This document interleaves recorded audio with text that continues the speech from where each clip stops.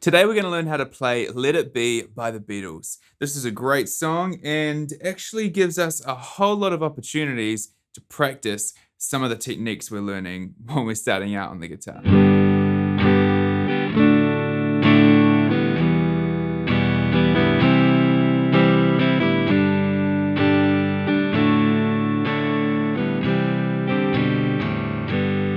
Let's talk about the verse. Initially, we're just gonna wanna get our head around the timing. We're changing every 2 beats. 1, 2, 3, 4, 1, 2, 3, 4, which is quite quick. It's still good to just focus on the down strums while we're getting used to that chord progression.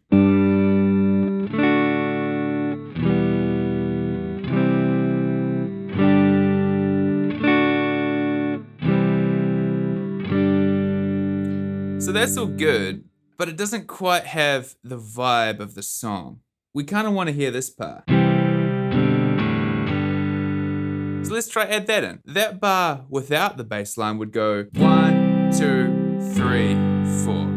We're gonna do down strums for all of these. 1, 2, and 3, 4. As you're practicing this, make sure you're tapping your foot on the beat, counting out loud. That's really important to help us integrate our understanding. We've got 3 types of understanding when we're learning the guitar. Our physical understanding, that's the muscle memory, what we're doing with our hands. We've got our intellectual understanding, that's what's happening in our head. And we've got our oral understanding, which is what we hear. Once we've got our head around the chord progression, we might like to try it with an 8th note strumming pattern. That might look something like this. 1, 2, and 3, 4, and 1, 2, and 3, 4, and 1, 2, and 3, 4, and 1, 2, and 3, 4. We're still gonna do down strums for all of those bass note hits. But our 8th note framework is not what's actually being used in this song. It's a good simple thing to practice, and we absolutely should if we haven't got our head around it yet. But we want to use our 16th note framework. That's where we've got 4 slices per beat. 1 E and a, 2 E and a, 3 E and a, 4 E and a. A basic 16th note pattern that might work well with the song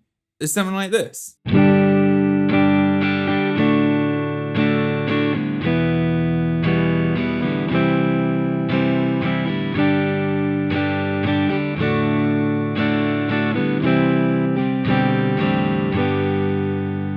That's all good, but it does sound a little mechanical, a little repetitive. We ultimately want to get to the point where we're a little bit more free in terms of our strumming, and we're kind of altering it to give some dynamic interest in the piece as we play. That might sound something like this. I'll show you and then we'll talk about what I'm doing. Try and have a listen to how this time sounds different to the time just before.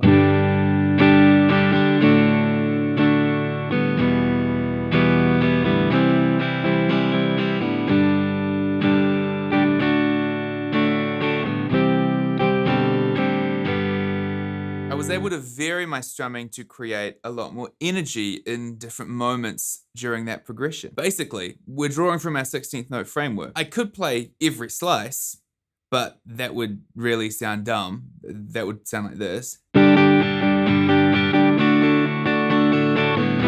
No, nobody wants to hear that. So instead I'm being selective about what hits I want, but I can bring more of them in or out to kind of lift the energy a little bit. We're already doing that with the first 16th note strumming pattern we looked at. 1, 2, and a. There is an extra down strum we could play that we're not playing on beat 1 there. 1 and, we're not playing the and. 1 and 2 and a. We could do that. But we're not. We're leaving the and out. And that kind of gives us more space at the start of that progression. 1, 2. Now, we are playing the 2 and, which does result in us doing a down strum, holding it for a while, doing another down strum, and then another down strum quickly after. But that's okay. We're stopping and starting the motion of our 8th note framework because it would look kind of silly if we did this. We don't need to keep that movement going. 1, 2, and we've got some space at the start, and then we hit one of the up strums in the 16th note framework. This kind of lifts the energy a little bit at the end of beat 2, at the end of our G chord, and kind of rolls us over into the next one. Then when we hit that first strum of the next one, and we've got that gap between the next down strum. It's kind of like we're getting ready for the next chord and we land on it. We just kind of rest on it for a second. And then we cycle through that again.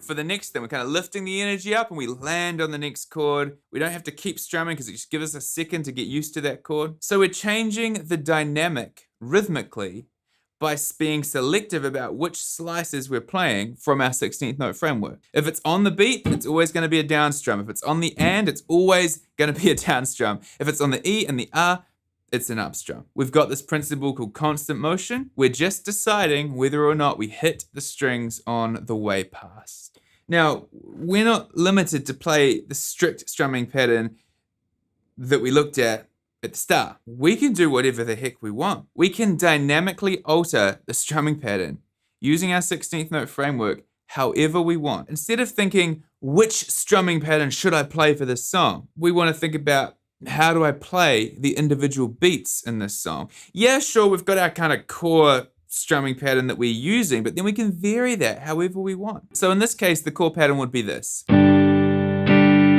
we might go, it kind of creates a bit more tension because we've got that offbeat leading us straight into the next bar. Or we might go, kind of building a bit more energy through the middle of the chord change.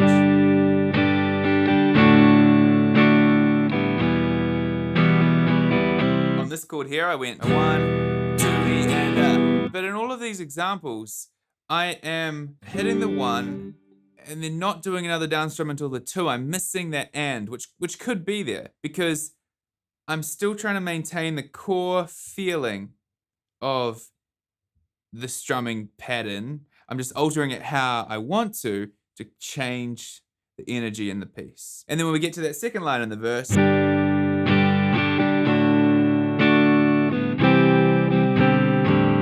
we're just gonna do all down strums there in order to hit those bass notes. So let's talk about the chords I'm using. We've got G. I prefer to play G without this first finger here. So like that. We're going to our D chord. We're going to our E minor chord. And then our C chord.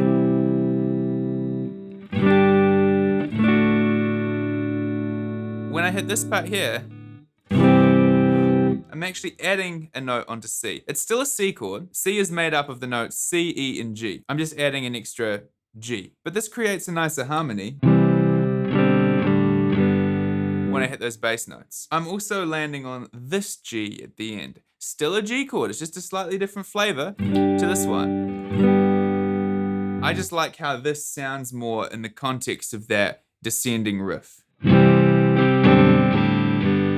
Something else that this is really useful for when we're starting out is it's going to help us work on our independence of movement for our fingers. If we've got our C chord like this, and we have to leave these two fingers here while moving that one down to there and then taking it off and then moving that up, that's a really good workout for your fingers. Gaining independence of movement for our fingers is something that's really, really helpful, but it's not the easiest thing off the bat when we're starting to learn guitar. Chorus chords, same vibe. We can build energy using our 16th note framework and altering the strumming pattern. Might sound something like this.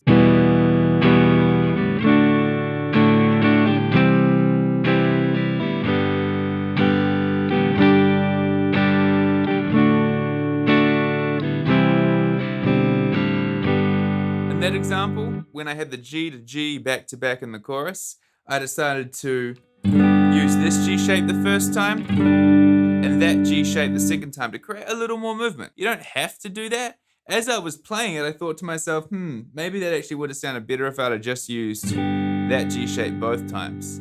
But maybe not. There's no strict way to play these songs. There's the way they were played in the recording, obviously, but that doesn't mean that's how you should play it. You should play it the way that you think sounds good. So that is one way to play Let It Be by the Beatles. Great song. We've got a cool descending bass line, some opportunities to practice some variations on our 16th note framework, and some alternative chord shapes. Head along to guitarnutrition.com, linked in the description for all of the chord charts and examples that we covered in this video. And let me know in the comments if you've got any questions or tell me what you want to learn next. If you like this video, hit that like button, subscribe to the channel so you don't miss out on any future videos, and we'll catch you next time.